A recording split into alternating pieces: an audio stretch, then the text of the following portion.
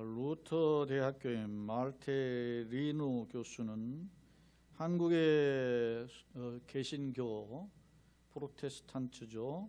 교회는 자본주의와 세속적 사고방식과 너무 밀착되어 있어서 이러한 잘못된 관계 형성을 극복해야만 한다라고 강조한 바 있습니다. 왜냐하면 그 이후로 종교개혁자들이 16세기에 로마 카톨릭 교회가 부패한 것을 지적하면서 그 로마 카톨릭 교회가 더 이상 참된 교회로 여기지 않았었는데 오늘날 한국 교회가 이런 로마 카톨릭 교회의 부패상과 상당 부분 유사점을 보이고 있다라고 지적하고 있습니다. 사랑하는 성도 여러분, 그렇다면 우리의 영적 건강의 상태는 과연 어떠합니까? 정말로 나는 예수 그리스도의 건강한 제자라고 확신하고 계십니까? 중요한 것은 우리가 예배를 비롯하여 각종 신앙 활동에 열심을 낸다 하더라도 주변에서 볼 때 중세의 타락한 교회의 모습과 흡사하구나 이렇게 생각할 수 있고요. 또 혹자는 불신자들과 별반 다르지 않는데 라고 평가할 수도 있다는 사실입니다. 더욱 중요한 것은 하나님께서 우리를 향해서 너도 세상 사람과 도끼인 객기에 불과해 라고 말씀하시지 않는가 하는 그런 마음적으로 염려와 두려움의 생각도 있습니다. 사실 한국 교회는 국가의 경제 발전과 더불어서 우리 한국 교회 역시 크게 부흥성장한 것이 사실입니다. 그러나 혹자는 이런 부흥에 대해서 하나님 은혜의 결과라고 설명합니다. 예, 그렇습니다. 하나님 은혜로 이렇게 성장한 것이 분명합니다. 하지만 성경의 거울에 비추어 볼 때 우리가 냄새나는 부분이 있고 또 고쳐야 할 부분이 한두 가지가 아님을 우리 스스로도 발견할 수 있습니다. 그렇다면 이러한 우리의 모습을 보고 현재 한국 교회를 보고 내 자신을 보고 하나님께서는 과연 어떻게 평가하실까? 주님이 기뻐하시는 참된 그리스도인의 모습은 과연 뭘까? 오늘 호세아 성경을 통해서 다시 한번 돌아보고자 합니다. 사실 올해 들어서만 호세아 성경 말씀을 주일 낮 예배의 말씀에 세 번째 전하고 있습니다. 호세아 1장 1절에 근거하면 당시 시대 상황을 엿볼 수 있는데요. 우시아와 요담과 아스와 히스기야가 이어 유다 왕이 된 시대에 곧 요아스의 아들 여로보암이 이스라엘 왕이 된 시대에 부엘의 아들 호세아에게 임한 여호와의 말씀이다. 그렇게 표현하고 있어요. 그러니까 이 말씀은 남한국과 북한국으로 갈라진 시대라는 것이고 남한국에는 히스기야가 왕이 된 시대고 북한국에는 여로보암이라는 사람이 왕이 된 시대입니다. 여로보암은 북한국의 두 명인데 두 번째 왕이기 때문에 여로보암 2세로 칭하는데 이 사람은 북한국의 13대 왕입니다. 그리고 이 사람 이후에 6명의 왕이 30여 년에 정확히 31년인데 걸쳐서 지난 후에 나라가 망해요. 그러니까 역사적으로 보면 이 여로보암 2세의 시기는 이스라엘 북왕국이 굉장히 강성했던 나라예요. 대표적인 것이 그 왕궁이 여름궁과 겨울궁으로 지어졌고 상하로 지어졌다라는 것을 제가 몇 차례 이야기했어요. 그럴 정도로 풍성한 나라였고 그리고 경제적으로 당시 많은 풍요로움이 있었던 나라가 북왕국이었다는 사실입니다. 왜 제가 이 북왕국의 이 나라를 거듭 이야기하는 이유는 이 나라의 부강한 강성함이 현재 한국 교회의 성장과 많이 맥을 같이 하고 있다라는 점입니다. 그래서 이 호세아서를 여러 번 살피는 중에 있어요. 특별히 오늘 호세아 10장인데 읽지는 않았지만 1절로 3절 말씀을 보면 이스라엘은 열매 맺는 무성한 포도나무라 그렇게 표현해요. 그러면서 그 열매가 문제는 많을수록 재단을 많게 하며 그 땅이 번영할수록 주생을 나눔겼다. 여러분 경제 성장이 많으면 어떻게 해요? 교회도 화려하게 짓잖아요. 제가 얼마 전에도 언급했지만 제가 이번에 노예를 했던 우리 노예장 목사가 있는 곳이 분당 판교에 있는데 판교 그 건너편에 어마어마한 높이로 되어 있는 고층에 엄청난 규모에 있는 그 교회가 있는데 그게 소위 안상홍 증인이에요. 소위 하나님의 교회의 건물이란 말입니다. 근데 그 교회가 본래 우리 정통 교회였어요. 그게 그 경매로 넘어갔어요. 그게 제가 알기로는 뭐 500 몇십억인가에 넘어갔는데 그게 아마 1000억 넘는 규모라고 했었어요. 처음에. 어마어마한 건물이 넘어간 거예요. 왜 그러냐? 교회가 우리도 뭐 빚이 있지만 감당할 수 없게 막 외형만 키워가지고 사이즈만 키워가지고 하다가 감당 못하니까 그냥 넘어가는 경우가 많다는 거예요. 그게 왜 그랬습니까? 사람들이 생각하는 거예요. 교회가 부흥하고 성장하고 하나님 축복의 모습은 뭐냐면 엄청나게 큰 건물을 가지고 있어야 된다. 이게 교회의 모습이에요. 사람들이 축복하고 잘 나가면 말이죠. 아파트가 커야 된다. 비싼 자동차가 있었다. 그리고 말이지 굳이 쓸만한데 집에도 가보면 그냥 막 바꾸잖아. 조금 집의 규모에 이게 냉장고가 안 어울린다. 쓸만한데 버리고 바꾸잖아. 그게 뭐냐면 일종의 허영이라 이게. 물론 경제적이고 계산이 된 판단도 있지만 우리는 과시하고 싶은, 보여주고 싶은 그런 썩은 정신들이 있어요. 인간 내면에 차지하고 있는데 그것에 교회가 성도가 예외일 수 없다라는 거 아닙니까? 그런데 여기 보세요. 2절에 그들이 두 마음을 품었으니 이제 벌을 받을 것이다. 두 마음을 품은 거예요. 하나님께 한 발, 세상에 한 발을 품었다는 거예요. 그래서 그 제단을 깨뜨려서 그들이 세운 어떻게 해요? 축복의 제단들이잖아요.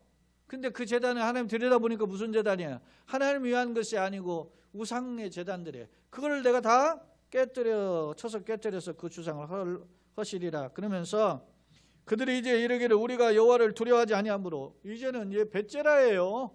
속된 말로 잘 나가고 유명해지고 세상에서 막 박수 받는 자리 나오니까 건방지기 짝이 없는 거야. 예를 들어서 오늘 같은 법안 제가 이야기하잖아요. 이름이 올린 기독교인들 그렇게 하려면 교회에서 왜 반대하는 걸 너무 잘 알거든.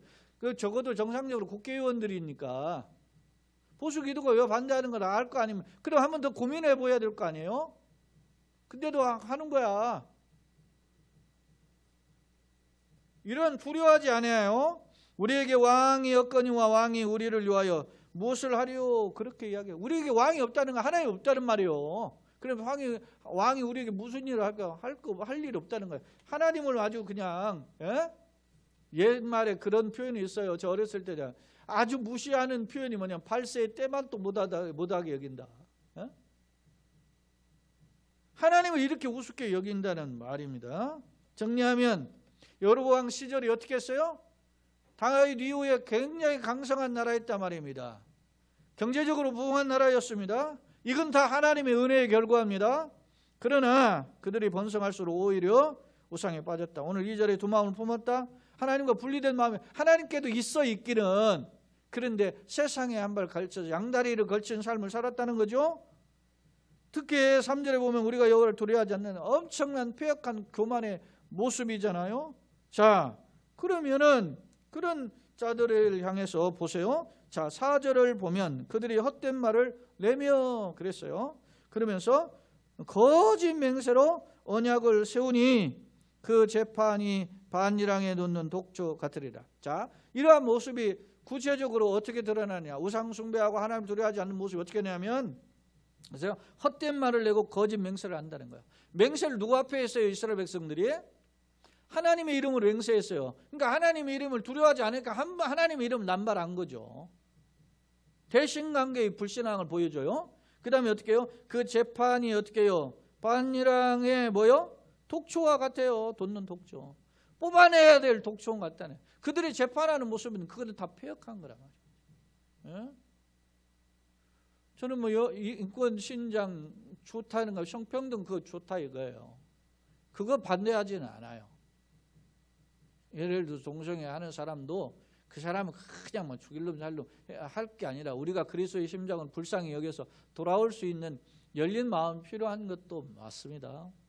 그리고 뭐 예를 들어서 뭐 평등을 주장하는 사람들 있잖아요. 요즘 뭐 평등 중요한 남성 평등, 여성 평등 주장하는 사람들, 그다음에 이제 뭐 가족도 이름도 뭐 그러잖아요. 예를 들어서 우리 아이를 뭐 강아림인데 이거 못마땅하다는 거예요. 그러니까 강황하렴 이름으로 바뀌는 거예요. 무슨 뭐 율무 무슨 저기가 같네 이름 강황이 그런 거 아니에요? 근데 좋아, 거기까지 내가 좋다고 봐. 그러면 또 그런 사람을 만났어. 근데 그 교제하는 사람이 김이 무슨 뭐 예를 들어서 순결이라고 합시다.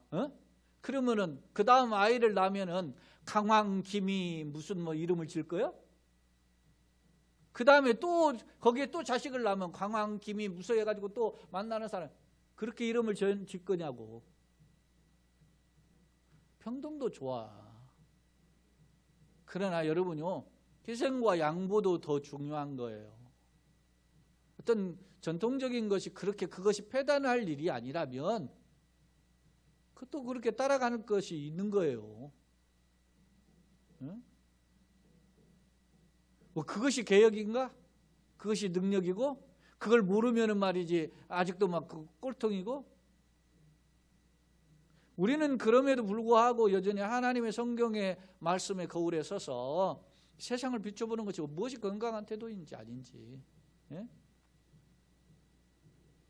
안타까운 것은 미국의 법원에서는 이번에서도 법원에서는 오히려 동성애 관련된 것들을 다시 그 지방의 어떤 주 법원에서는 다시 복원하고 있잖아요. 겪어보니까 아니라는 것들 느끼는 거야.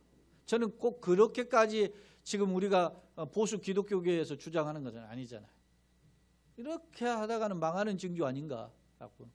물론 그것만 망하는 길은 아니에요. 망하는 길이 도처의 질배예요. 그런데 안타깝게도 이렇게 살아가고 있는 현실을 오늘 보여주고 있습니다. 정리하면 대신관계는 물론 대인관계까지 그들이 하나님 앞에서 죄악에 가득한 삶을 살았던 것이 당시 북왕국의 실상이었다. 겉은 화려합니다. 하나님의 축복으로 외형적으로 경제적으로 융성해졌습니다. 그러나 속을 들여다보면 골마 터져 있는 현상이 있었음을 알 수 있습니다. 사랑하는 여러분, 그렇다면 하나님은 이러한 북왕국을 향해서 어떻게 대우하실까? 오늘 본문 말씀을 들어가기 전에 6절로 8절에 간략하게 보면 그 송아지는 아수르로 옮겨다가 예물로 야라방에게 드리리니 에브라임은 수치를 받을 것이다. 그렇게 표현했어요. 그 송아지는 아수르로 옮긴다니까 아수르로 끌려가는 거예요. 그러니까 아수르의 포로가 된다는 말이에요. 그렇게 이야기합니다. 그 다음에 7절에 보면 사마리아 왕은 물 위에 있는 거품같이 멸망할 거다. 물 위에 거품은 언제 없어질지 모르잖아요. 그게 뭐예요? 소위 버블 아닙니까? 버블. 요즘도 경제가 그렇게 된다 그러면 버블 경제라고 하잖아요. 예? 그렇게 한순간 사라져버릴 것 같은 존재예요. 사마리아 왕은. 예? 이 사마리아가 어디입니까? 북왕국의 수도가 사마리아 아닙니까? 그렇게 멸망할 것이다. 또 8절에 보면 이스라엘 쪽 곧 아연의 산당 뭐 이런 것들이 다 심판받아서 사라지게 될 것임을 이야기해요. 그러면서 뭐라고 하느냐면 그 심판의 고통이 얼마나 힘들면 뭐라고 하냐. 그때 그들이 산더러 우리를 가리라 할 것이요 작은 산더러 우리 위에 뭐요? 무너지라. 산이 우리를 차라리 덮는 게 차라리 낫다는 거야. 하도 고통스러우니까 차라리 고통스럽게 살아니 그냥 죽는 게 낫다. 그냥 한 번에 딱 죽어버리는 게 좋겠다. 그렇게 말을 하는 상황이 벌어지게 된다는 것입니다. 오늘 6절 8절 내용에 보면 포로로 끌려가고 나라가 망한다는 거예요. 그런데 그 나라가 망하는 그 모습이 너무 혹독해서 차라리 그냥 한순간에 그냥 죽어버리는 게 낫겠다. 실제로 역사를 들여다보면 호세와 이 선지자가 말씀을 전한 지 30년 만에 나라가 망해요. 아수르에게 당대 세계 최강이라고 하는 아수르에 의해서 나라가 망한단 말입니다. 기원전 722년에.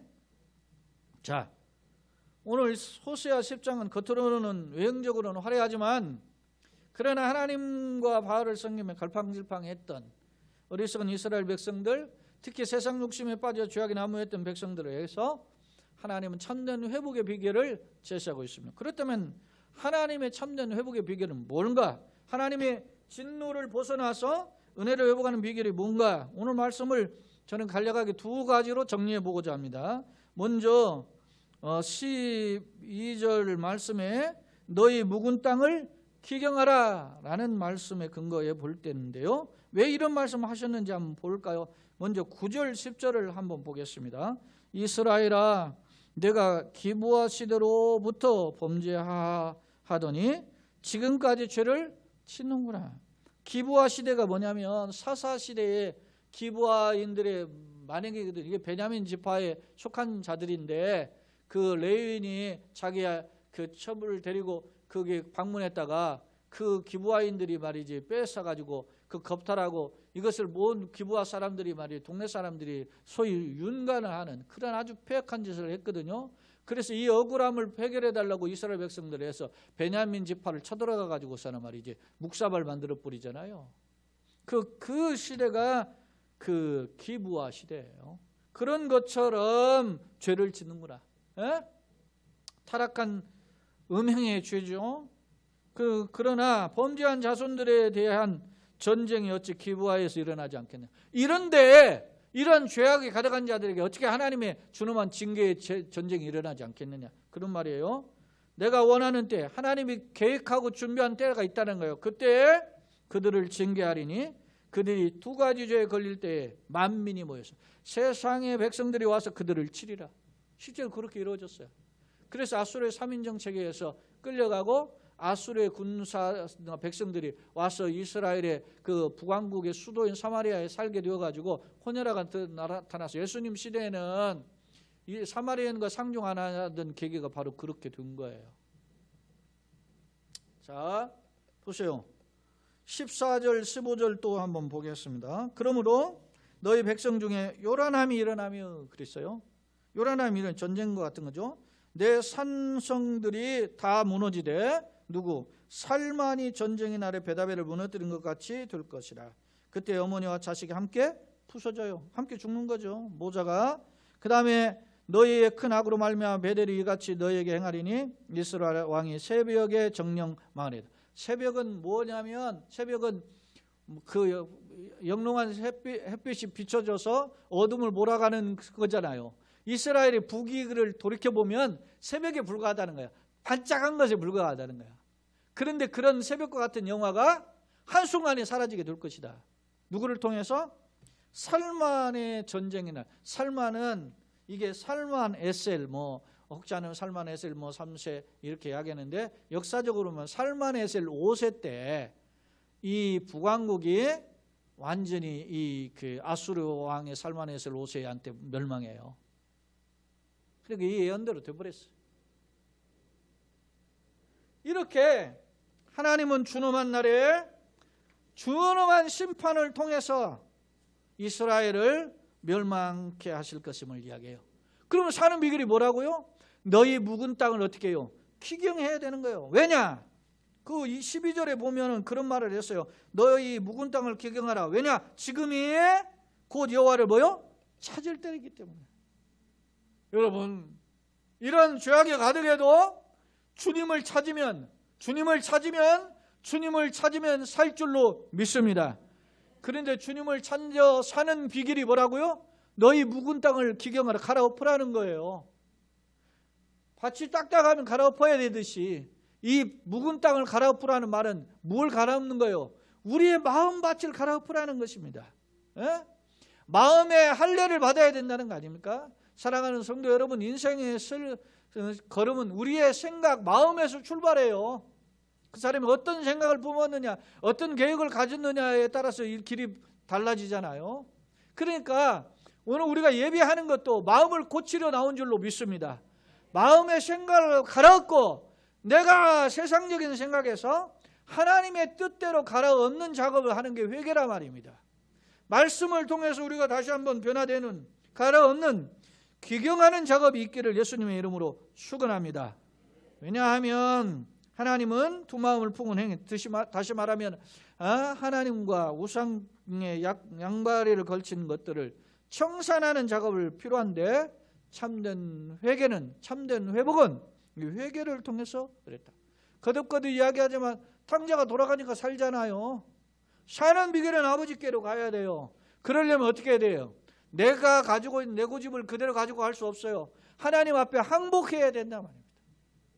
누구든지 나를 따르려거든 자기를 부인하고 자기 십자가를 지고 나를 좇을까? 예수님 말씀하잖아요. 예수님을 따르는 것은 내가 죄인이라는 것을 고백할 때 역사가 일어나는 거예요. 그래서 은혜 받은 사람은 특징이 뭐요? 나는 죄인입니다. 나 같은 죄인 살리신 주 은혜 놀라, 이런 고백이 나오는 겁니다. 나는 냄새납니다. 나는 부족합니다. 연약합니다. 그런데 은혜를 부어주시니까 이렇게 살려주셨네요. 은혜 받은 사람의 특징이에요. 사랑하는 여러분, 회개는 하나님의 은혜를 회복하는 통로이며 축복의 지름길임을 믿습니다. 바라기는 우리 모두가 하나님 앞에 엎드려서 우리의 마음을 갈아엎고 주님께로 돌아가는 계기가 되시기를 예수님의 이름으로 축원합니다. 두 가지였다는데 두 번째는 오늘 호세아 10장 12절 다시 한번 처음 앞부분을 읽어보면 너희가 자기를 위하여 뭐요? 공의를 심고 인애를 거두라라고 표현하고 있습니다. 여러분요, 하나님께 회개하는 것은 마음을 나는 죄인입니다. 나는 죄인으로서이다 고백하는 결단이 필요하잖아요. 마치 두 사람이 성전에 올라갔는데 하늘을 우러러 기도하는 바리새인과 하나는 감히 고개를 들지 못하고 가슴을 치며 회개하는 세리가 있었잖아요. 세리가 옳다면 받았잖아요. 그런데 그런 회개하는 자처럼 엎드릴 뿐만 아니라 회개에 합당한 뭐요? 열매가 필요하다는 거예요. 자, 세리였던 삭개오는 예수님을 만났을 때 스스로 결단합니다. 예수님 뭐 너 어떻게 할 걸래? 이렇게 묻지도 않았니? 지가 결단을 해요. 내가 자신의 절반을 세상에 돌려놓겠습니다. 그리고 남의 것을 빼앗은 게 있으면 2배로 갚는 것이 당시의 율법적인 그런 교훈인데 자기는 4배를 갚겠다고 이야기하잖아요. 그러니까 더 철저하게 말씀대로 살겠습니다. 결단하고 있어요. 삭개오가. 예수님을 영접하는 것뿐만 아니라 그를 위하여 잔치를 배설할 뿐만 아니라 주님 앞에 철저하게 변화된 삶을 살았다는 거예요. 오늘 두 번째 교훈이 뭡니까? 주님 앞에 돌아가고 우리 마음밭을 갈아엎을 뿐 아니라 어떻게 해야 돼요? 공의를 뭐요? 심고 인애를 거두는 삶을 살 것을 말씀하고 있어요. 자, 보세요. 공의를 심으다. 공의는 뭐요? 하나님의 속성이 여러 가지 있는데 그중에 대표적인 속성 2가지를 뽑으라면 하나님의 뭐요? 공의, 하나님의 사랑, 그죠? 공의로우신 하나님, 사랑의 하나님이라고 고백해요. 할렐루야. 그러면 공의를 심는다는 것은 하나님의 의에 합당한 자가 되기를 원한다는 거예요. 하나님의 공의 앞에 의인은 하나도 없죠. 그래서 하나님의 공의 앞에 살아남을 자 아무도 없어요.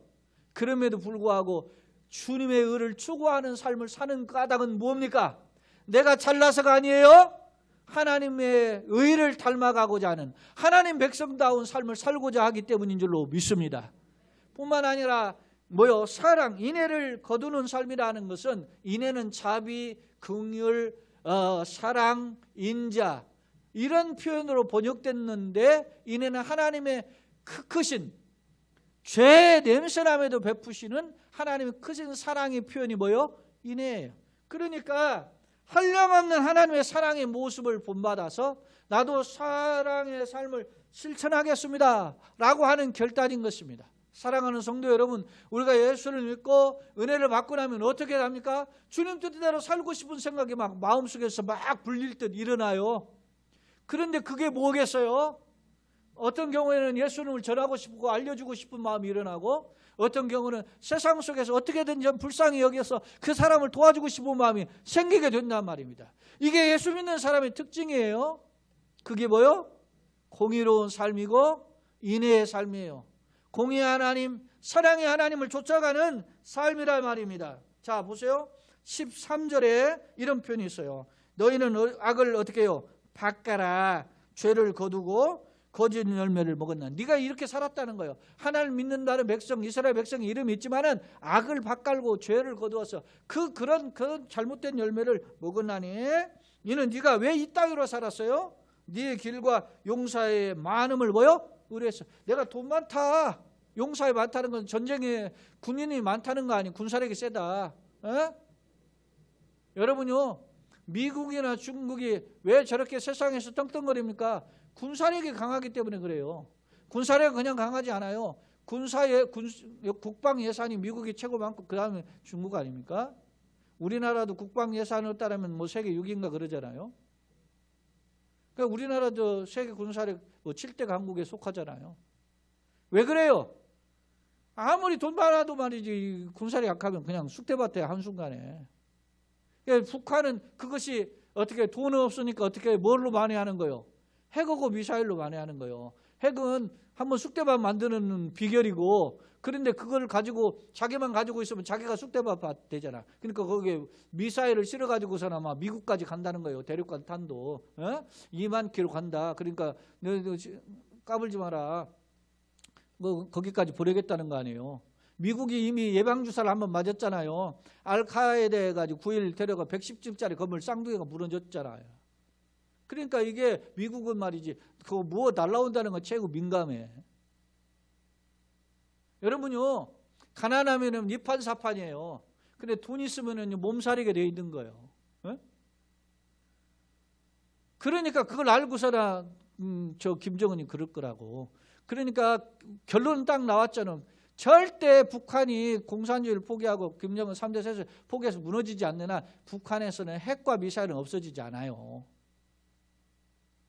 단지 제가 보기에는 전략이 어떻게 달개가지고 같이 그냥 일종의 파트너까지는 안 되더라도 그렇게 공존하는 그게 관건이지. 예? 그게 안 돼요. 그게. 뭐 제가 뭐 군사 전문가 아니고 그 국방 이야기 하고자 하는 게 아니에요.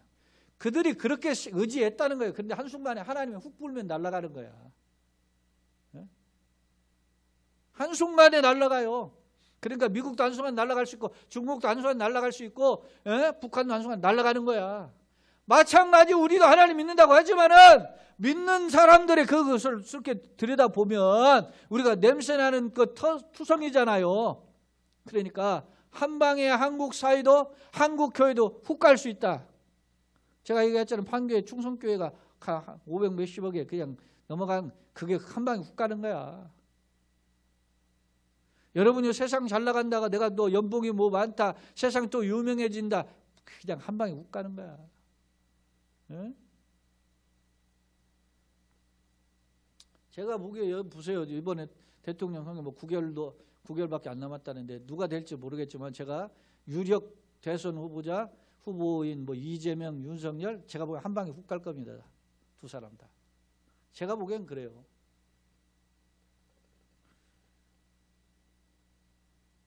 하나님이 기뻐하시는 사람이 누굴까? 하나님이 기뻐하시는 길은 뭘까? 여러분, 오늘 우리가 어떻게 해요? 주님을 바라보고 주님이 기뻐하시는 길이 뭔가 고민하면서 작은 것부터 시작하는 자들을 찾고 계시는 줄로 믿습니다. 공의를 심고 인애를 거두라. 사랑하는 성도 여러분, 오늘 우리의 모습은 어떻습니까? 세상 조건을 자랑하고 있지는 않습니까? 세상 조건을 자랑하지 못하니까, 자랑할 게 없으니까 나도 자랑하고 싶어가지고 추구하고 있지는 않습니까? 바라기는 우리 모두가 예수님을 바라는 주바라기의 인생이 되기를 예수님의 이름으로 축원합니다. 사랑하는 성도 여러분, 공의의 하나님이시기에 죄를 미워하시죠. 그러나 사랑이 하신 하나님이시기에 동시에 미워하는 그 백성이 돌아오기를 기다리고 계십니다. 이 말씀이 오늘 우리에게 적용되기를 원합니다. 하나님은 우리의 죄를 미워하시기 때문에 그것 때문에 심판하실지 모릅니다. 그러나 심판하시기에 앞서 이스라엘 백성들에게 호세아 선지자를 보내셨던 것처럼 오늘 하나님께서도 오늘 우리로 하여금 말씀을 통해서 호세아 성경을 듣게 하시고 보게 하시고 마음에 새기게 하시는 줄로 믿습니다. 왜냐하면 하나님 우리가 돌아오기를 기뻐하시기 때문입니다. 하나님 앞에 돌아가면 큰 사랑으로 회복해 주실 줄로 믿습니다. 보세요. 뭐라고 이야기합니까? 12절을 다시 한번 거듭 이야기해 보면 자기 일을 위하여 공의를 심고 인애를 거두라. 너희 무궁무진한 기경하라. 언제입니까? 지금이 곧 여호와를 찾을 때니 마침내 여호와께서 오사 공의를 비처럼 너희에게 내리시다. 하나님의 축복의 회복의 길이 열리게 되시는데 지금 하고 싶은데 하나님은 말씀을 그대로 들여다보면 하나님이 지금 너희를 회복하고 은혜를 베푸시기를 원하는데 너희가 그러나 이 은혜를 회복하려면 어떻게 해야 돼요? 마음밭을 기경하고 공의를 심고 인애를 거두는 삶을 살아야 되는 줄로 믿습니다. 그렇습니다. 우리는 하나님의 형상으로 지음받은 신형상의 존재란 말입니다. 그러나 신형상이 상실됐어요. 왜요? 죄로 말미암아. 그런데 그 죄로 말미암아 상실된 형상은 그대로 건지질 않아요. 예수님 뭘 통해서? 하나님 누굴 통해서? 독생자 예수님을 통해서 회복하시기를 원해요.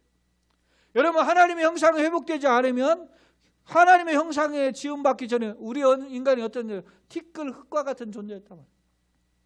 불어버리면 날아갈 존재란 말입니다. 지극히 볼품없는 존재가 인간입니다. 바로 인간의 이 존재를 우리가 깨닫고 썩어질 것과, 여러분요, 인간이 죄일 때 뭐라고요? 사람은 어느 흑인이 흙으로 돌아갈 때를 생각하라고 하잖아요. 에? 전도서 기자라고 이야기해요. 형통할 때는 기뻐 감사하고 고통당할 때는 생각하라 그랬어요. 형통할 때는 하나님께 찬송해야 돼. 감사, 이렇게 베푸시는 하나님이야. 그런데 슬프고 힘들 때는 어떻게 해요? 왜 이렇게 됐는가를 하나님 생각하는 거예요. 그러니까 우리가 회복의 비결은 언제가 더 축복의 기회예요? 공고하고 힘든 상황이 있을 때 하나님 앞에 낮아지게 되는 거예요. 겸손을 배우게 되는 거예요. 하나님을 찾게 되는 거예요. 오늘 말씀은 정리하면 세상 표현으로 해보겠습니다. 너 이스라엘, 너 한 방에 훅 갈 수 있어? 그러니 훅 가기 전에 지금 너에게 기회를 주니까 하나님께 돌아와 라고 선지자를 통해서 말씀합니다. 여러분은 지금 수요 밤 예배 때 예레미야를 강의하고 있고 이제 예레미야 43장을 이번 주에 살펴볼 텐데 우리가 그동안 42장을 살피면서 예레미야가 언제예요? 호세아 성경은 북왕국이 멸망 직전에 주어진 그 선지자를 통한 메시지라면 남왕국이 멸망 직전에 주신 메시지는 이사야와 예레미야예요. 특히 예레미야는 멸망하는 상황까지 벌어져요. 근데 그때 주신 메시지가 뭐예요? 예레미야 4장 3절 4절에 보면은 거기에 뭐라고 나오냐면 정리해 보면 너희의 묵은 땅을 어떻게 해요? 갈아엎고 너희 묵은 땅을 갈아엎으라 그랬어요. 예? 그리고 4절에는 뭐요? 할례를 향하여 마음에 마음의 가죽을 어떻게 해요? 배라는 거예요. 묵은 땅을 갈아엎고 마음의 할례를 해서 그 가죽을 베버리라는 거예요. 마음의 가죽은 뭐냐? 회개라는 거예요. 갈아엎는 회개가 있을 때 오라 우리가 서로 변론하자. 너희 죄가 죽음같이 진홍같이 붉은채다 눈같이 양상같이 이게 될 것임을 보여주고 있는 것입니다. 예수님 시대에 예수님 말씀에 셋술은 새 부대에 담아야 된다 그러잖아요. 그렇습니다.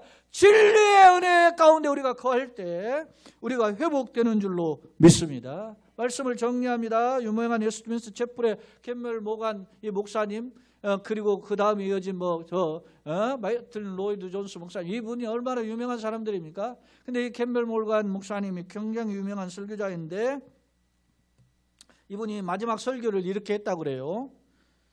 사랑하는 성도 여러분, 평생 나에게 고통이 한 가지 있었습니다. 그런데 그 고통이 무엇인지 여러분 아십니까? 그것은 바로 내가 예수를 전하고 말씀을 전해도 변화가 없는 그대로 사는 교인들의 모습입니다.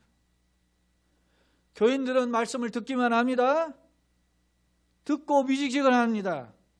설교 그런 교인들 듣기는 들어도 깨닫지 못하고 설령 깨달아도 바뀌지 않는 교인들을 볼 때 나의 설교가 제일 고통스럽습니다. 이렇게 이야기했어요. 여러분, 캔멜 몰간이 그게 교인들을 향한 책망이었겠습니까? 자신을 향한 같은 메시지였어요. 자성의 메시지. 내가 하나님의 말씀을 읽을 때, 하나님 말씀을 들을 때 하나님 말씀대로 살고자 하는 고민과 몸부림이 없다면 하나님이 보시기에 우리를 고통스럽게 보시는 거예요. 나의 모습은 과연 어떤가? 오늘 우리의 속에 아까 제가 이야기했습니다. 여로보암 시대의 모습과 우리 한국 교회의 모습이 상당히 흡사하다. 왜요? 한국 교회는 여전히 구복주의, 어떤 기복주의에, 그리고 물질주의에, 세속주의가 창궐하죠. 소위 말하면 이러한 것을 한 뚱뚱물이 묶어가지고 혹자는 말하여 그게 번영신학이다. 잘되고 형통한다는 것이. 그게 번영신학. 번영신학에 사로잡혀서 정말 자신에게 찾아올 하나님 주님한 진노의 심판을 모르고 있다는 거예요.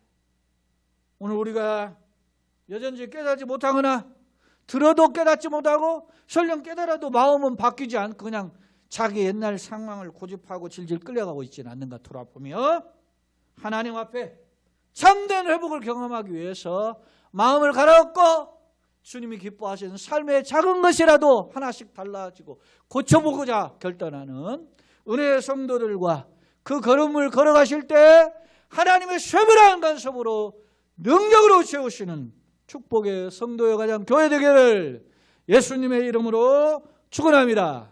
아멘.